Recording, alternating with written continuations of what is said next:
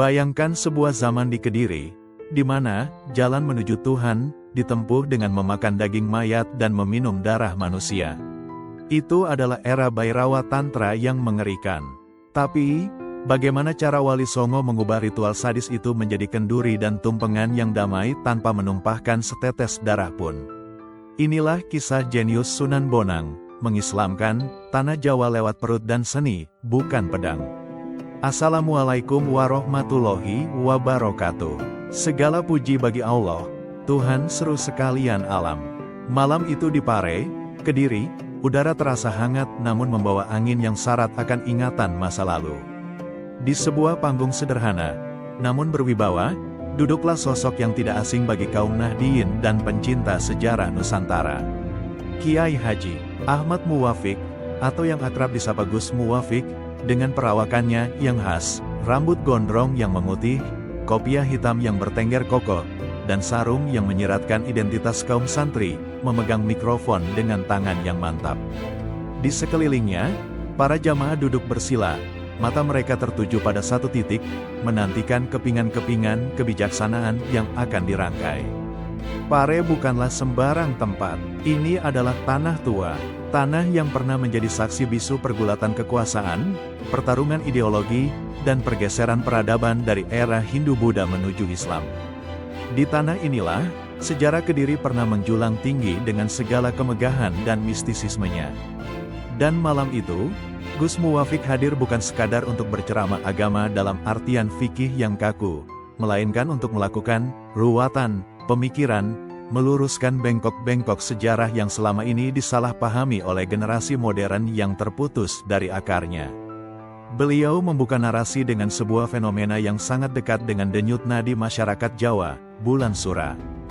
Dalam kalender Jawa, Sura adalah awal. Namun, ia bukan awal yang dirayakan dengan pesta pora kembang api selayaknya Tahun Baru Masehi. Sura datang dengan wajah yang wingit, keramat, hening, dan penuh kehati-hatian. Bagi masyarakat Jawa, Sura adalah bulan, pantangan. Tidak ada janur kuning yang melengkung di gang-gang desa. Tidak ada suara sound system hajatan yang memekakkan telinga. Gedung-gedung pertemuan sepi dari resepsi pernikahan. Bahkan, untuk memindahkan tiang rumah atau boyongan pun, orang Jawa akan berpikir 1000 kali jika kalender masih menunjuk bulan Sura. Orang Jawa itu kalau sudah masuk bulan Sura, Gus Muwafiq memulai dengan intonasi yang dalam, pikirannya banyak. Mantu tidak berani, pindah rumah tidak berani. Pokoknya kalau sudah Sura, itu bulan wingit. Isinya cuma demit talk. Tawa kecil meledak di antara hadirin, sebuah tawa pengakuan. Mereka hidup dalam tradisi itu, namun banyak yang tidak mengerti, mengapa. Mengapa ketakutan ini ada, mengapa Sura begitu menakutkan? Gus Muwafiq melanjutkan, membedah lapisan kesalahpahaman yang telah mengkerak selama berabad-abad. Ada tuduhan yang sering dilontarkan oleh kelompok-kelompok Puritan, mereka yang memandang agama hanya dari teks hitam di atas putih tanpa melihat konteks sejarah. Mereka menuduh orang Jawa yang tidak berani menikah di bulan Sura sebagai musyrik. Ada yang bilang, orang Jawa tidak berani menikah di bulan Sura karena takut Nyi Roro Kidul lagi mantu, menggelar pernikahan, kata Gus Muwafiq, menyentil mitos populer tersebut. Kalau kita menikah di bulan Sura, nanti pasukannya Nyi Roro Kidul marah. Mitos ini berkembang liar. Ia menjadi justifikasi bagi sebagian orang untuk mengatakan bahwa adat Jawa itu sesat, penuh tahayul, dan menyekutukan Tuhan. Namun, disinilah letak kejeniusan Gus Muwafiq dalam merekonstruksi narasi. Beliau tidak serta-merta menyalahkan orang awam yang percaya mitos itu. Namun beliau mengajak audiens untuk menyelam ke dasar samudra sejarah yang sesungguhnya. Itu semua fitnah, tegasnya tersirat. Keyakinan orang Jawa untuk tidak menggelar pesta di bulan Sura itu sebenarnya adalah perilaku tasawuf tingkat tinggi. Itu adalah etika, adab, dan tata krama seorang hamba kepada nabinya. Bagaimana bisa, apa hubungannya tanah Jawa yang hijau dengan Nabi Muhammad SAW yang hidup di gurun pasir ribuan kilometer jauhnya? Untuk menjawab pertanyaan itu, Gus Muwafiq membawa imajinasi para hadirin melintasi ruang dan waktu. Mundur ribuan tahun ke belakang, ke sebuah padang tandus bernama Karbala, di tepi sungai Efrat, Irak. tanggal 10 Muharram tahun 61 Hijriah. Di sana, terjadi sebuah peristiwa yang membuat langit seolah runtuh dan bumi menangis darah. Peristiwa itu bukan perang penaklukan, melainkan pembantaian keluarga suci. Sayyidina Husain bin Ali bin Abi Thalib, cucu tercinta Rasulullah Shallallahu Alaihi Wasallam, buah hati dari Sayyidah Fatimah Az-Zahra, dikepung oleh ribuan pasukan dari dinasti Bani Umayyah di bawah perintah Yazid bin Muawiyah. Gus Muwafiq tidak perlu mendeskripsikan detail darah yang tumpah untuk membuat hadirin merinding, cukup dengan menunjuk pada esensi kejadiannya. Cucu Nabi, yang darahnya adalah darah Nabi, yang dagingnya adalah daging Nabi, disembelih selayaknya hewan kurban. Kepalanya dipenggal dan diarak. Tubuh-tubuh suci keluarga Nabi dibiarkan tergeletak di padang pasir yang panas. Tenda-tenda keluarga Nabi dibakar. Wanita-wanita suci dari Ahlul Bait ditawan dan dipermalukan. Itu adalah hari paling gelap dalam sejarah Islam. Yaumul Asyura menjadi hari duka cita semesta. Lah, orang Jawa itu. Gus Muwafiq menyambung benang merahnya, diberitahu oleh para penyebar Islam pertama, oleh para wali, bahwa di bulan Sura, Muharram, ini, Kanjeng Nabi sedang berduka. Cucu beliau dibantai. Logika kebudayaan Jawa pun bekerja dengan sangat halus. Orang Jawa memiliki filosofi rasa pangrasa, tenggang rasa, yang sangat tinggi. Jika tetangga sebelah rumah sedang berduka karena kematian anggota keluarganya, apakah pantas kita menyetel musik keras-keras dan menggelar pesta di sebelah rumahnya? Tentu tidak. Itu namanya tidak punya hati, tidak punya unggah-ungguh. Apalagi ini yang berduka bukan sekadar tetangga, melainkan Rasulullah Shallallahu Alaihi Wasallam, manusia yang menjadi kunci surga bagi umat Islam. Maka, sebagai bentuk penghormatan tertinggi, sebagai bentuk belasungkawa yang mendalam, orang Jawa memutuskan, di bulan Sura, kita tidak boleh bersenang-senang. Masa Nabi sedang menangis cucunya dibunuh, kita malah krak-krak, tertawa terbahak-bahak, di atas pelaminan. Itu namanya umat yang kurang ajar.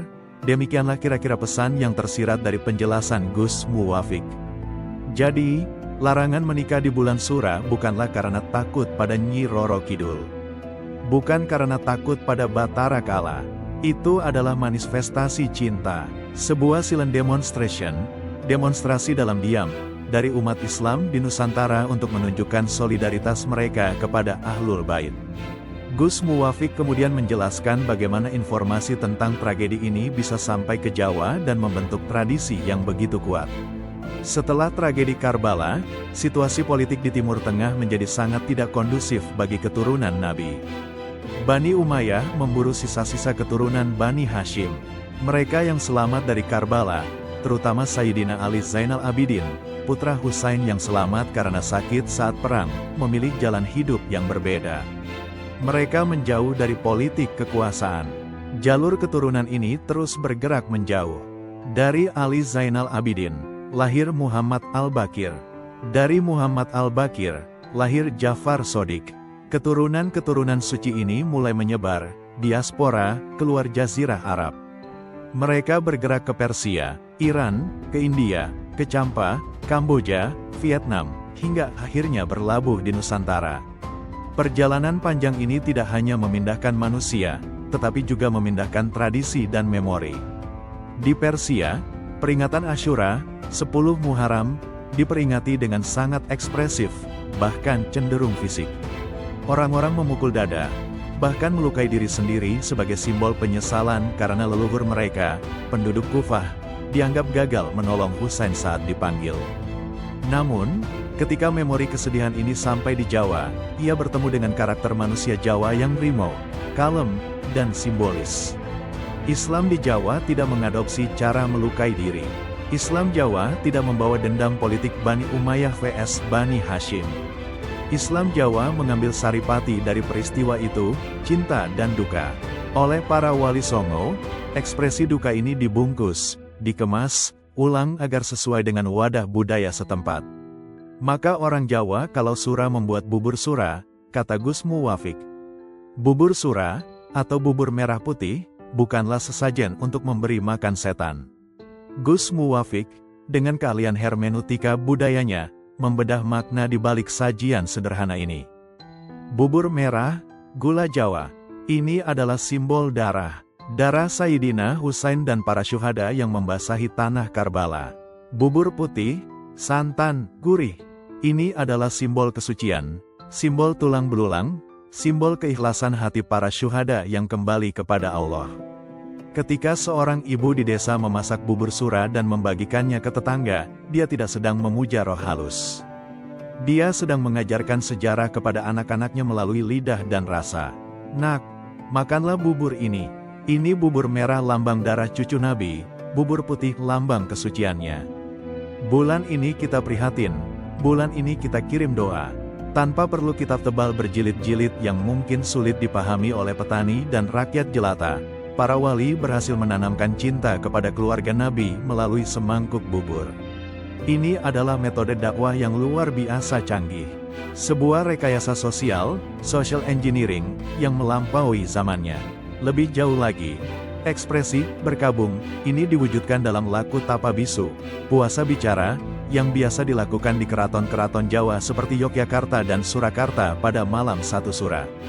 Ribuan orang berjalan mengelilingi benteng keraton tanpa mengucapkan sepatah kata pun. Mengapa diam? Karena duka yang teramat dalam seringkali tidak bisa diwakili oleh kata-kata. Diam adalah bahasa duka yang paling universal. Selain itu, diam adalah cara untuk mulat sarira, introspeksi diri. Di malam pergantian tahun itu, alih-alih meniup trompet, orang Jawa diajak untuk merenung, sudahkah aku menjadi hamba yang baik? Apa dosa-dosaku setahun lalu? Bagaimana nasib agama ini ke depan? Gus Muwafik menekankan bahwa tradisi ini adalah bentuk taubat massal dan permohonan perlindungan, istighosah, agar negara dan bangsa dijauhkan dari bala, bencana, seperti bencana yang menimpa keluarga Nabi. Sayangnya, di era modern ini, banyak orang yang baru belajar agama, istilah Gus Muwafik untuk mereka yang belajar tekstual tanpa guru yang sanadnya jelas, dengan mudah menuding tradisi ini sebagai bid'ah. Wong keliling benteng kok dibilang musyrik. Lah wong tawaf di Ka'bah itu, ya keliling, sindir Gus Muwafik. Bedanya, kalau di Mekah mengelilingi rumah Tuhan, Baitullah, kalau di Jawa mengelilingi pusat pemerintahan, keraton, sambil berdoa kepada Tuhan. Intinya sama, gerak melingkar, tawaf, mencari titik pusat keseimbangan. Gus Muwafik mengajak jamaah untuk tidak menjadi anak durhaka terhadap kebudayaan sendiri. Jangan sampai karena tidak tahu sejarahnya, kita lantas membuang warisan para wali yang begitu berharga. Islam di Indonesia itu enak, ujarnya. Di sini Islam tidak perlu perang. Islam datang tidak dengan pedang, tapi dengan bubur, dengan tumpeng, dengan gamelan. Makanya Islam di sini awet. Beliau membandingkan dengan kondisi di Timur Tengah yang hancur lebur karena perang saudara yang tak berkesudahan, seringkali dipicu oleh perbedaan tafsir agama dan perebutan kekuasaan yang diwariskan sejak zaman Yazid bin Muawiyah itu. Di Indonesia, potensi konflik itu diredam, dikanalisasi ke dalam ritual budaya. Marahnya orang Jawa tidak dengan meledakkan bom, tapi dengan begok, diam, membuat bubur, dan tirakat. Narasi kemudian bergeser. Setelah memahami fondasi emosional, mengapa Islam bisa diterima, lewat jalur simpati dan budaya, Gus Muwafik mulai masuk ke ranah sejarah fisik penyebaran Islam di tanah Jawa. Jawa sebelum Islam bukanlah tanah tak bertuan. Ini adalah tanah para danyang, tanah Parasi, tanah di mana kekuatan gaib dan mantra-mantra kuno menjadi hukum yang berlaku. Gunung-gunung di Jawa, Merapi, Lawu, Wilis, Kelut, Semeru, bukan sekadar gundukan tanah, melainkan paku bumi yang dihuni oleh kekuatan spiritual yang dahsyat. Gus Muwafik menyebut satu nama yang menjadi kunci pembuka gerbang ini, Syekh Subakir. Dalam babat tanah Jawa, Syekh Subakir, Syekh Syamsuddin Al-Bakir, dikenal sebagai tumbal atau spiritual cleanser. Beliau didatangkan khusus karena para pendakwah sebelumnya seringkali gagal. Gagal bukan karena kurang ilmu agamanya, tapi karena tidak kuat menghadapi benturan energi spiritual tanah Jawa yang dikuasai oleh jin, lelembut, dan para penganut ajaran kuno yang sakti mandraguna. Syekh Jumadil Kubro itu masuk pertama kali, tapi berat, kata Gus Muwafik. Akhirnya beliau memanggil temannya dari Persia, ahli ruqyah, ahli menaklukkan jin, namanya Syekh Subakir. Gus Muwafiq menceritakan dengan gaya tutur epik, layaknya mendengarkan dongeng silat, bagaimana Syekh Subakir membersihkan tanah Jawa. Beliau memasang tumbal, batu hitam, raja, di Gunung Tidar, Magelang, yang dianggap sebagai pakunya Pulau Jawa. Efek dari pemasangan tumbal spiritual ini luar biasa. Para lelembut, jin jahat, dan sengkala yang selama ini menguasai Jawa kepanasan. Mereka lari tunggang langgang. Gus Muwafiq menggambarkan pelarian makhluk-makhluk halus ini dengan sangat visual. Mereka lari ke timur, ada yang lari ke Gunung Lawu, lari ke Gunung Kawi, terus lari sampai ke Alas Purwo di Banyuwangi. Pembersihan ini penting. Tanpa penaklukan spiritual ini, Islam yang membawa syariat, hukum, tidak akan bisa tegak. Ini adalah tahap tahali, pengosongan, pembersihan, sebelum tahili, pengisian. Syekh Subakir membersihkan wadahnya, agar nanti Wali Songo bisa mengisinya dengan air kebenaran. Namun, tantangan belum selesai. Di ujung timur, di wilayah Kediri dan sekitarnya, masih ada satu kekuatan besar yang belum sepenuhnya takluk. Kekuatan manusia, bukan sekadar jin. Kekuatan sebuah ajaran yang sangat tua dan mengerikan, Bhairawa Tantra. Setelah Syekh Subakir berhasil menancapkan paku bumi di Gunung Tidar dan membuat para lelembut serta jin jahat lari tunggang langgang ke arah timur, tugas belum selesai. Para makhluk halus itu memang terusir secara metafisik, mereka bersembunyi di balik kabut Gunung Lawu, mengintip dari celah Gunung Kawi, hingga akhirnya memusatkan kekuatan di Alas Purwo, Banyuwangi, sebuah hutan purba yang hingga kini masih menyisakan aura misteri yang pekat. Namun, tantangan terbesar bagi penyebaran Islam di Jawa bukanlah jin atau setan yang tak kasat mata. Tantangan terbesar adalah sebuah sistem kepercayaan yang sudah mengakar kuat, mendarah daging, dan memiliki struktur sosial yang mapan. Gus Muwafiq, dengan wawasan sejarahnya yang luas, menunjuk ke satu titik geografis yang krusial, Kediri. Kediri bukan sekadar nama kota. Di masa lalu, ini adalah pusat peradaban besar. Kerajaan Kediri pernah menjadi mercusuar kekuasaan di Nusantara. Disinilah, sisa-sisa ajaran lama yang ekstrim masih bertahan dengan gagah. Ajaran itu dikenal dengan nama Bhairawa Tantra. Di Kediri itu, kata Gus Muwafiq, suaranya merendah memberikan efek dramatis. Ada patung namanya Totok Kerot. Itu simbol dari ajaran Bhairawa. Bhairawa Tantra bukanlah Hindu atau Buddha seperti yang kita kenal sekarang yang penuh kedamaian. Ini adalah sekte kiri, left hand path, yang memuja aspek mengerikan dari dewa untuk mencapai pelepasan jiwa, moksa. Gus Muwafiq menggambarkan ritual mereka dengan sangat grafis, sebuah ritual yang dikenal dengan istilah Pancamakara atau 5M. Bagi masyarakat Jawa yang awam saat itu, penganut Bhairawa adalah sosok-sosok yang menakutkan. Mereka sakti mandraguna, mereka kebal senjata, tatapan mata mereka bisa membuat orang sakit. Ritual mereka dilakukan di setra Gandamayit, ladang mayat, atau kuburan pada tengah malam. Dalam ritual Pancamakara, mereka melakukan hal-hal yang menabrak batas norma sosial biasa. 1. Mamsa, daging, memakan daging. Dalam tingkatan tertentu, bukan sembarang daging, melainkan daging hewan buas atau bahkan, menurut beberapa legenda tutur, daging mayat manusia untuk menyerap energi kematian. 2. Matsya, ikan, memakan ikan buntal atau ikan beracun sebagai bukti kekebalan tubuh. 3. Madya, minuman keras, meminum arak atau darah hingga mabuk kepayang, mencapai kondisi trans di mana kesadaran manusiawi hilang dan digantikan oleh keberanian ilahiyah yang buas. 4. Mudra, tarian, gerakan, melakukan gerakan-gerakan tangan mistis yang mengundang kekuatan gaib. 5. Maituna, seksual, melakukan hubungan seksual secara bebas dan massal di area ritual sebagai simbol penyatuan energi maskulin dan feminin alam semesta. Bayangkan situasi saat itu. Bagaimana mungkin Islam, agama yang membawa syariat ketat, mengharamkan zina, mengharamkan alkohol, mengharamkan bangkai, bisa masuk ke tengah komunitas yang justru menjadikan hal-hal haram tersebut sebagai jalan menuju Tuhan. Ini adalah benturan peradaban yang keras. Jika Islam datang dengan pedang dan teriakan, kafir, sesat, atau neraka, niscaya para pendakwa itu akan habis dalam semalam. Ditebas oleh kesaktian para penganut Bhairawa yang tak takut mati. Disinilah peran sentral Sunan Bonang, Raden Magdum Ibrahim.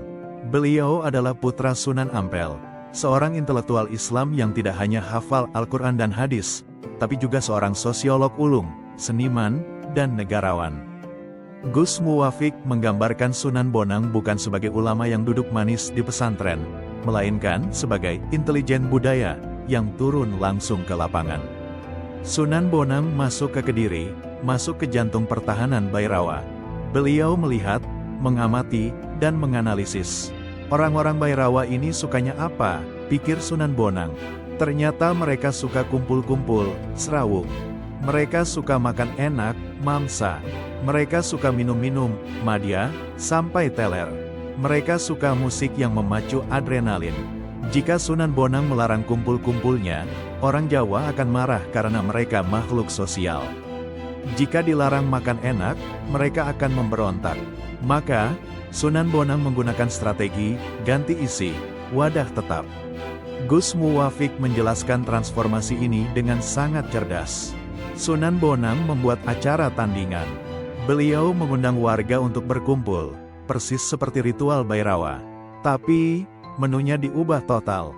Mengganti mamsa, daging. Alih-alih daging aneh-aneh atau darah, Sunan Bonang memperkenalkan ingkung ayam.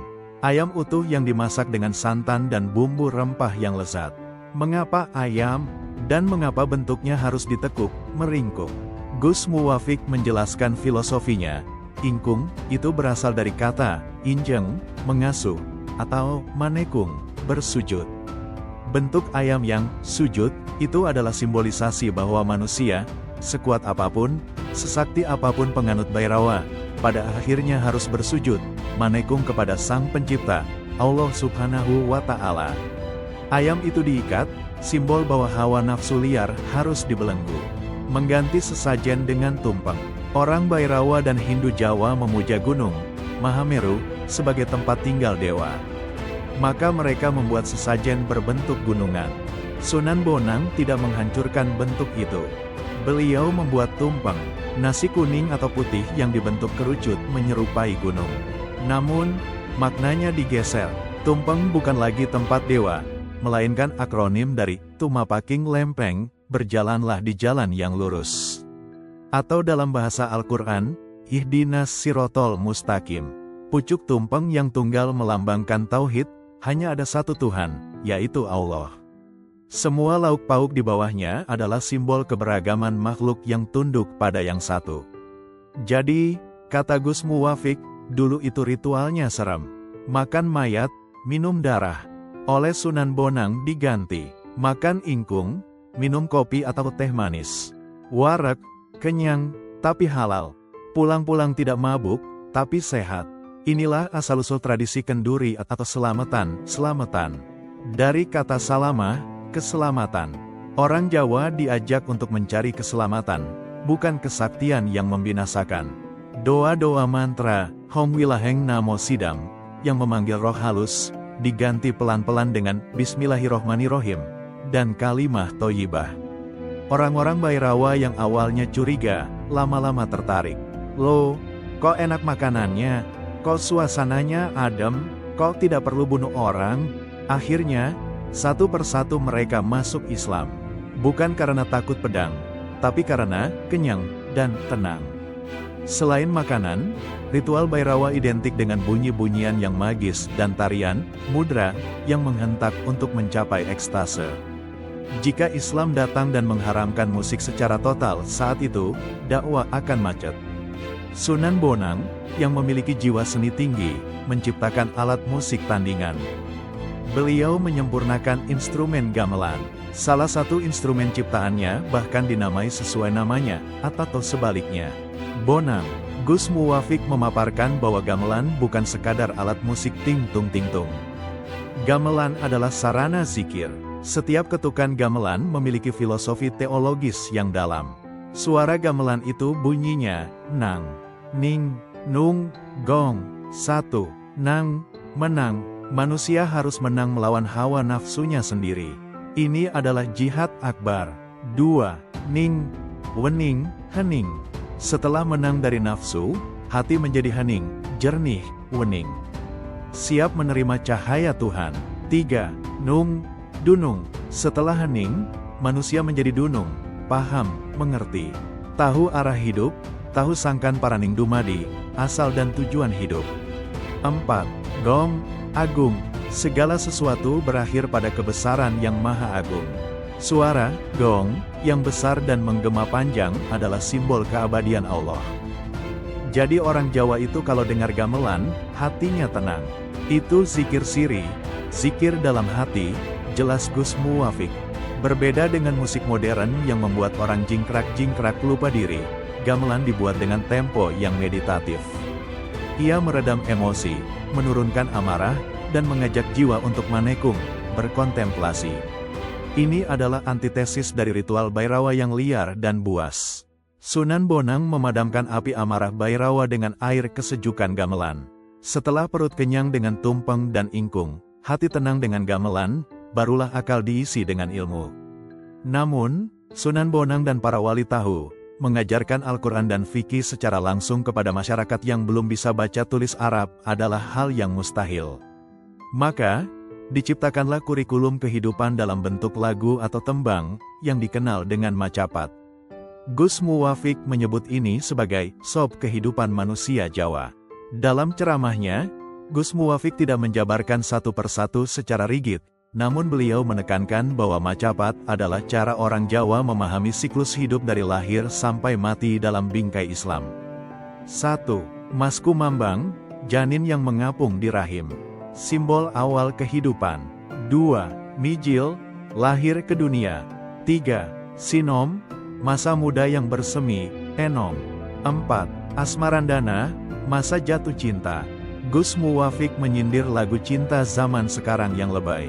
Cinta para wali itu cinta yang lillahi ta'ala, bukan cinta buta. Asmarandana mengajarkan bahwa cinta kepada manusia harus didasari cinta kepada Tuhan. 5. Dandang gula, masa dewasa yang penuh perjuangan pahit getir. Dandang, demi mencari kehidupan yang manis, gula. 6. Pangkur, masa tua. Pangkur artinya mungkur, mundur. Orang kalau sudah tua harusnya mundur dari urusan duniawi. Giginya sudah ompong, matanya rabun, itu kode dari Gusti Allah. Le, Nduk, Wistuwo, ayo ning masjid, kelakar Gus Muwafiq. 7. Pocung, akhir kehidupan, dibungkus kain kafan, dipocong. Melalui tembang-tembang ini, ajaran Islam tentang kematian, tentang kewajiban mencari nafkah, tentang jodoh, disusupkan. Orang Jawa menyanyikan lir-ilir, menyanyikan tombo ati, tanpa sadar mereka sedang menghafalkan rukun iman dan rukun Islam. Itu metodenya para wali, tegas Gus Muwafiq. Halus, tidak terasa, tahu-tahu sudah Islam, tahu-tahu sudah cinta Nabi. Di bagian ini, Gus Muwafiq mulai masuk ke kritik sosial terhadap fenomena keberagamaan hari ini. Beliau menyayangkan adanya kelompok-kelompok yang kaget budaya. Kelompok ini melihat ritual-ritual warisan wali tersebut, selamatan, tumpeng, gamelan, hanya dari kulit luarnya saja. Mereka bilang, tumpeng itu bentuknya kayak gunung, berarti menyembah gunung. Musyrik, kata Gus Muwafiq menirukan tuduhan mereka. Padahal, isinya tumpeng itu sedekah. Doanya bismillah, niatnya lillahi ta'ala. Gus Muwafiq menyebut orang-orang ini sebagai orang yang tidak tahu sejarah, dan kurang piknik. Mereka memaksakan standar budaya Arab padang pasir ke tanah Jawa yang agraris. Di Arab itu susah cari pisang, susah cari padi. Makanya sedekahnya pakai kurma atau kambing. Di Jawa, pisang berlimpah, padi berlimpah. Ya, sedekahnya pakai hasil bumi. Masak mau sedekah nunggu impor kurma dulu. Keburu mati kelaparan tetangganya, sindir Gus Muwafiq yang disambut ger-geran tawa jamaah. Beliau menegaskan bahwa Islam itu solihun likuli zamanin wa makanin, cocok untuk setiap zaman dan tempat. Di Jawa, Islam memakai belangkon dan sarung. Di Arab, memakai jubah. Isinya sama, tauhid. Jangan sampai karena beda baju, kita saling mengkafirkan. Dakwah itu mengajak, bukan mengejek. Merangkul, bukan memukul. Prinsip inilah yang dipegang teguh oleh Nahdlatul Ulama dan para kiai kampung yang mewarisi metode Wali Songo. Seringkali, tuduhan-tuduhan miring yang dialamatkan kepada Islam Nusantara, bahwa ia sinkretis, bercampur klinik, atau tidak murni, datang dari ketidaktahuan akan sanad, mata rantai keilmuan. Gus Muwafiq, di atas panggung Pare malam itu, menarik garis tegas yang membungkam keraguan tersebut. Beliau tidak sedang berdongeng fiksi, beliau sedang memaparkan data sejarah yang presisi. Islam di Jawa, dengan segala tumpeng dan gamelannya, bukanlah Islam KW atau Islam tiruan. Ia memiliki nasab, garis keturunan, dan sanad ilmu yang tersambung langsung, tanpa putus, hingga ke Rasulullah Muhammad Shallallahu Alaihi Wasallam. Jangan dikira Mbah Hashim Asy'ari, Mbah Wahab, dan para kiai di desa-desa itu ngarang agama sendiri, tegas Gus Muwafiq tersirat dalam uraian silsilahnya. Mari kita telusuri kembali jalur, rantai emas, yang dipaparkan Gus Muwafiq. Jalur ini adalah jalur pelarian politik yang bertransformasi menjadi jalur penyebaran cahaya. 1. Rasulullah Shallallahu Alaihi Wasallam memegang kunci wahyu. 2. Darah beliau mengalir ke Sayyidah Fatimah Az-Zahra dan Sayyidina Ali bin Abi Thalib. 3. Berlanjut ke Sayyidina Husain, sang syuhada Karbala. 4. Selamat melalui Sayyidina Ali Zainal Abidin. 5. Terus ke Sayyidina Muhammad Al-Bakir. 6. Ke Sayyidina Ja'far As-Sadiq. 7. Ke Sayyidina Ali Al-Uraidi. 8. Ke Sayyidina Muhammad An-Nakib. 9. Ke Sayyidina Isa Ar-Rumi. 10. Ke Sayyidina Ahmad Al-Muhajir, tokoh sentral yang hijrah dari Irak ke Hadramaut, Yaman, menghindari konflik politik Bani Abbasiyah. Dari Hadramaut, Yaman, jalur ini melahirkan para habaib dan sayyid yang kemudian menyebar ke Asia Tenggara. Gus Muwafiq menyebut nama Sayyid Jamaluddin Al-Husaini Al-Kabir, Syekh Jumadil Kubro. Beliau adalah bapaknya Wali Songo. Syekh Jumadil Kubro memiliki anak bernama Ibrahim Asmorokondi, yang makamnya di Tuban. Ibrahim Asmorokondi memiliki anak Raden Rahmat atau Sunan Ampel. Sunan Ampel memiliki anak Sunan Bonang, Raden Makdum Ibrahim, dan Sunan Derajat. Sunan Ampel juga mendidik Sunan Giri dan Sunan Kalijaga. Jadi, Sunan Bonang yang bikin gamelan itu, darahnya adalah darah Rasulullah.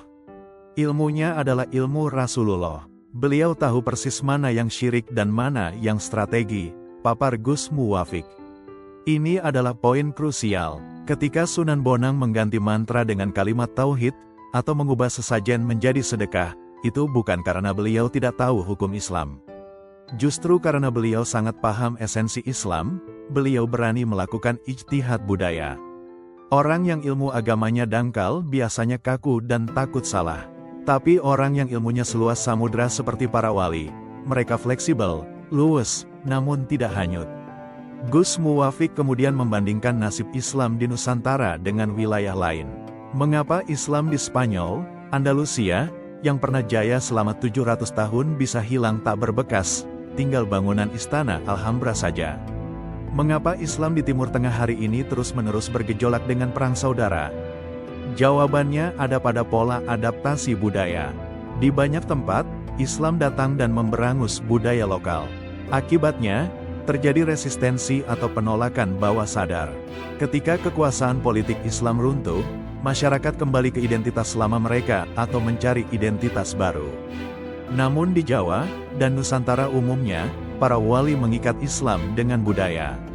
Islam dijadikan jiwa, dan budaya Jawa dijadikan badan.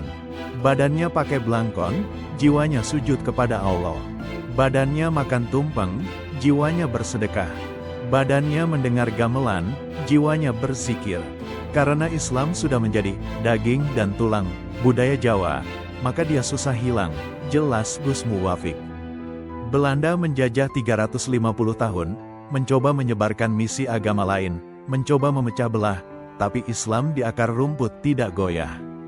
Mengapa? Karena Islamnya sudah manjing, menyatu, dalam tradisi sehari-hari, mulai dari mitoni, 7 bulanan kehamilan, sampai matang 40 hari kematian.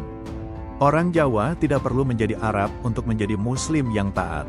Inilah tesis besar Gus Muwaffiq, menjadi Muslim Indonesia yang sejati. Setelah Kesultanan Demak runtuh, lalu Pajang, dan kemudian Mataram, Islam mulai diintervensi oleh VOC, Belanda, kekuasaan politik Islam melemah. Keraton yang dulunya pusat dakwah, perlahan mulai dikendalikan oleh kolonial. Raja-raja Jawa mulai kehilangan taring politiknya. Lalu, kemana larinya Islam warisan Wali Songo ini? Apakah ia mati? Tidak. Gus Muwaffiq menjelaskan bahwa Islam turun gunung dan bersembunyi di desa-desa, di gubuk-gubuk bambu yang kemudian dikenal sebagai pesantren. Para ulama, yang merupakan pewaris para wali, membangun basis pertahanan kultural. Mereka tidak lagi memperebutkan tahta kerajaan yang sudah dikotori Belanda. Mereka fokus membangun manusia. Gus Muwaffiq menyebutkan jalur sanad keilmuan yang menyambungkan era Wali Songo ke era modern melalui pesantren. Dari Sunan Ampel dan Sunan Giri tanda hubung lebih besar dari turun ke Sunan Derajat dan Sunan Kudus. Turun ke Kiai Ageng Pamanahan dan Panembahan Senopati, Mataram. Terus berlanjut ke Sultan Agung, Raja Mataram yang paling gigih melawan Belanda. Ilmu itu terus mengalir ke ulama-ulama keraton seperti Kiai Mojo, Guru Pangeran Diponegoro. Hingga akhirnya bermuara pada Mahaguru Ulama Nusantara, Syekh Nawawi Al-Bantani dan Syekhona Kholil Bangkalan. Dari Syekhona Kholil inilah, lahir pendiri Nahdlatul Ulama, Hadratus Syekh Kiai Haji Hashim Asy'ari. Pesantren menjadi bahtera Nuh bagi Islam Nusantara. Di luar sana, badai modernisasi, sekularisasi, dan kristenisasi yang dibawa penjajah sedang mengamuk. Tapi di dalam pesantren, tradisi tahlilan, manakipan, solawatan, kitab kuning, turats, tetap dijaga ketat.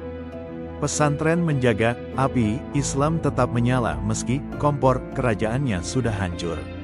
Gus Muwaffiq tidak menutup mata bahwa tradisi pesantren ini sering diejek oleh kaum modernis atau kelompok Islam Puritan yang muncul belakangan.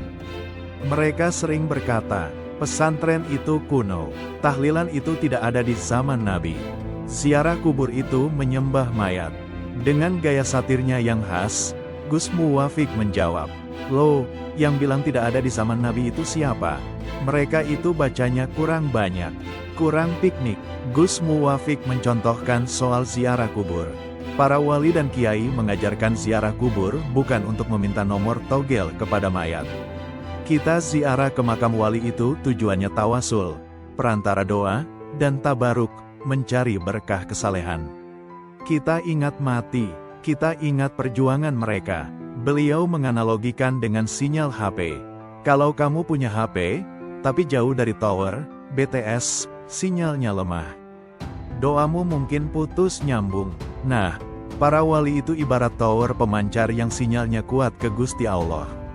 Kalau kita berdoa di dekat tower, makam wali, insya Allah sinyal doa kita ikut kuat karena nebeng sinyal mereka. Analogi sederhana ini mematahkan argumen teologis yang rumit. Rakyat jelata paham, ziarah itu baik, tahlil itu mendoakan orang tua, maulid itu cinta Nabi. Satu hal yang ditekankan Gus Muwaffiq di bagian ini adalah, Islam ala Wali Songo dan NU adalah Islam yang bahagia. Coba lihat, kata Gus Muwaffiq, orang NU itu kalau ada masalah, larinya kemana? Ke istighosah, ke solawatan. Kumpul ribuan orang, baca zikir bareng, makan bareng. Pulang-pulang hatinya plong, stres hilang. Bandingkan dengan mereka yang beragama dengan tegang. Sedikit-sedikit marah.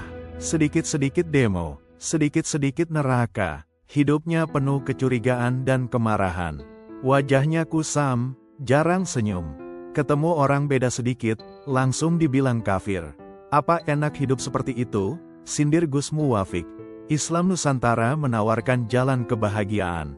Agama hadir bukan sebagai beban, tapi sebagai solusi jiwa. Sakit hati, solawatan. Sakit badan, minum air doa kiai. Rezeki seret, sedekah tumpeng, negara kacau, istighosah kubro, semua ada salurannya, semua ada wadahnya, Inilah sistem sosial spiritual yang dibangun ratusan tahun dan terbukti resilient, tahan banting, menghadapi zaman. Di akhir bagian ini, Gus Muwafiq mengingatkan para jamaah di Pare. Kalian ini beruntung, hidup di tanah Jawa, di Indonesia. Warisannya lengkap, sanad ilmunya jelas sampai nabi. Budayanya luhur, tinggal dirawat. Jangan mau diprovokasi oleh orang-orang yang baru belajar agama kemarin sore lewat YouTube, tapi sudah merasa lebih pintar dari Mbah Hashim Asy'ari. Di tengah hening malam Pare, Gus Muwafiq membawa audiens pada sebuah perenungan mendalam tentang identitas kebangsaan. Beliau menepis anggapan bahwa nasionalisme adalah paham sekuler yang bertentangan dengan agama. Justru di Nusantara, nasionalisme adalah anak kandung dari spiritualitas. Gus Muwafiq menunjuk pada simbol negara yang paling sakral, sang saka merah putih. Bagi sebagian orang, bendera hanyalah kain dwi warna yang dijahit. Namun bagi Gus Muwafiq yang membaca sejarah melalui kacamata makrifat Jawa, merah putih adalah kode genetik manusia Nusantara yang sudah ada jauh sebelum Indonesia diproklamasikan. Kenapa benderanya merah putih? Kenapa orang Jawa kalau syukuran membuat bubur abang putih? Tanya beliau retoris. Gus Muwafiq menjelaskan bahwa merah dan putih adalah asal-usul kejadian manusia, sangkan paraning dumadi secara biologis. 1. Merah, getih, darah. Simbol dari ibu. Unsur perempuan, sifat jamaliyah, keindahan. Ini mewakili tanah, pertiwi, tempat kita berpijak. 2. Putih, balung, tulang, sperma. Simbol dari bapak. Unsur laki-laki. Sifat jalaliyah, keagungan. Ini mewakili langit, angkasa, cita-cita. Manusia itu tidak akan jadi kalau tidak ada pertemuan antara merah, ibu, dan putih, bapak, tegas Gus Muwafiq. Ketika Belanda menjajah dan melarang pengibaran bendera merah putih secara politik, orang Jawa tidak kehabisan akal. Mereka tidak melawan dengan senjata frontal yang konyol, tapi mereka melakukan perlawanan budaya. Kalian melarang bendera kami berkibar di tiang. Baik, kami akan mengibarkannya di atas piring makan kami. Maka, setiap ada hajatan, lahirlah bubur merah putih. Setiap ada kelahiran bayi, ada bubur merah putih. Setiap memulai menanam padi, wiwitan, ada bubur merah putih. Gus Muwafiq menekankan, ini adalah cara jenius leluhur kita merawat jiwa merdeka. Meskipun secara fisik dijajah, secara mental dan spiritual, rakyat Nusantara tidak pernah takluk. Mereka terus memakan simbol kebangsaan mereka, menjadikannya daging dan darah. Inilah mengapa ketika Bung Karno dan para ulama memproklamasikan kemerdekaan, rakyat tidak bertanya, kenapa benderanya merah putih? Karena merah putih sudah ada di dalam sel-sel tubuh mereka, di setiap suapan bubur yang mereka makan sejak kecil. Gus Muwafiq kemudian menarik garis komparasi yang mengerikan namun penting. Beliau mengajak jamaah melihat keluar jendela dunia, ke arah Timur Tengah dan sebagian Afrika. Lihat Suriah, lihat Yaman, lihat Libya, lihat Afghanistan. Nada bicara Gus Muwafiq berubah menjadi peringatan serius. Negara-negara itu hancur, luluh lantak. Mengapa mereka hancur? Padahal mereka fasih berbahasa Arab, bahasa Al-Quran. Padahal mereka gudangnya ulama, padahal di sana ada jejak para nabi. Jawabannya, menurut Gus Muwafiq, adalah karena mereka gagal membangun wadah kebangsaan.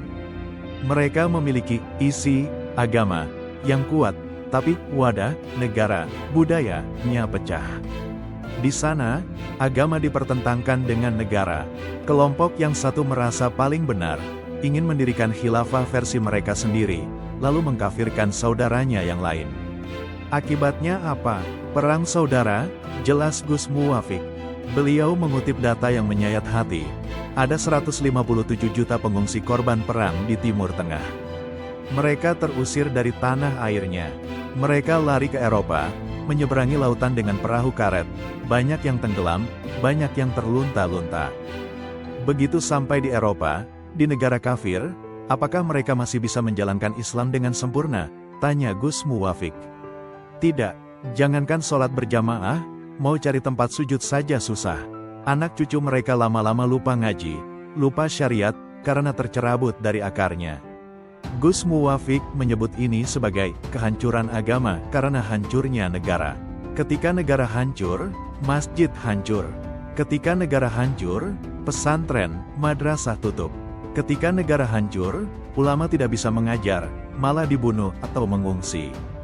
Maka, menjaga Indonesia, menjaga Pancasila, menjaga tradisi, sejatinya adalah menjaga agama itu sendiri. Hubul waton minal iman, cinta tanah air adalah sebagian dari iman, bukan sekadar slogan kosong atau hadis yang diperdebatkan sanadnya, tapi itu adalah dalil akli, logika akal sehat, yang tak terbantahkan. Tanpa tanah air yang aman, kita tidak bisa menyembah Tuhan dengan tenang.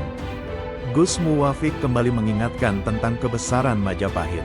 Beliau menyebut kitab Sutasoma, karya Empu Tantular. Di zaman itu, konflik agama juga pernah terjadi antara Siwa, Hindu, dan Buddha.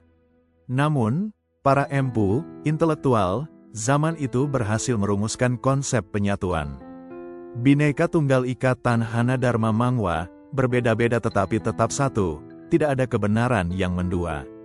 Konsep ini kemudian diadopsi oleh para pendiri bangsa, the Founding Fathers, yang banyak diantaranya adalah santri dan ulama. Mereka sadar, Indonesia ini terdiri dari ribuan pulau, ratusan suku, dan beragam agama. Jika dipaksakan menjadi satu warna, seragam, Indonesia akan pecah seperti kaca yang dipukul palu. Maka, rumusnya adalah rukun, kata Gus Muwafik. Disinilah peran tradisi Jawa yang sering dianggap musyrik oleh kaum Puritan tadi, ternyata memiliki fungsi sosial yang vital. Kenduri, selamatan, membuat tetangga yang beda pilihan politik tetap bisa duduk satu tikar makan nasi tumpeng. Gotong royong membangun rumah atau masjid menyatukan warga tanpa melihat ormasnya apa. Coba bayangkan, kata Gus Muwafik, kalau tradisi selamatan dibilang bid'ah dan dilarang, tradisi tahlilan dilarang, tradisi ziarah dilarang. Alat perekat sosial kita hilang, orang akan mudah diadu domba. Kaum yang suka membid'ahkan itu, menurut Gus Muwafik, tidak sadar bahwa mereka sedang menggergaji tiang penyangga rumah bangsa ini. Mereka ingin memurnikan agama, tapi caranya justru membahayakan eksistensi umat Islam itu sendiri.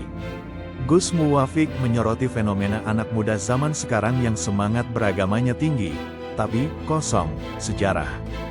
Baru hijrah kemarin sore, jenggot dipanjangin sedikit, celana cingkrang, sudah berani menyalahkan kiai kampung yang ngaji kitab kuning puluhan tahun, sindir Gus Muwafik halus tapi menohok. Mereka belajar agama dari Mbah Google.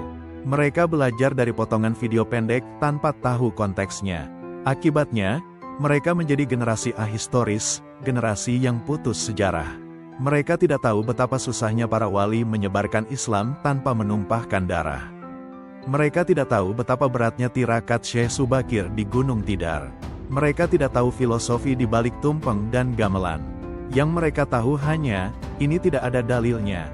Ini bid'ah, ini masuk neraka, ini bahaya, kata Gus Muwafik. Kalau generasi ini membesar dan memegang kekuasaan, mereka akan menghancurkan situs-situs budaya, melarang tradisi, dan akhirnya membuat Indonesia menjadi Suriah kedua. Oleh karena itu, Gus Muwafik tidak pernah lelah keliling Indonesia, dari kampung ke kampung, masuk ke keraton, naik ke panggung di lapangan, demi satu tujuan, ngaji sejarah. Beliau ingin menyambungkan kembali kabel yang putus. Beliau ingin memberitahu anak-anak muda, hei, Islammu itu Islam yang hebat. Islam yang berbudaya, Islam yang santun. Jangan mau ditipu oleh Islam marah-marah yang impor dari negara yang sedang konflik. Menutup ceramahnya di Pare, Gus Muwafik memberikan sebuah konklusi yang menyejukkan. Kita tidak perlu minder menjadi orang Nusantara. Kita punya Borobudur sebagai bukti kecerdasan arsitektur. Kita punya keris sebagai bukti teknologi metalurgi. Kita punya gamelan sebagai bukti cita rasa seni tinggi. Dan di atas semua itu, kita punya Islam Ahlussunnah wal Jamaah An-Nahdiyah yang menjadi ruh spiritualitas yang damai. Jadi, kalau bulan sura, ya buatlah bubur sura.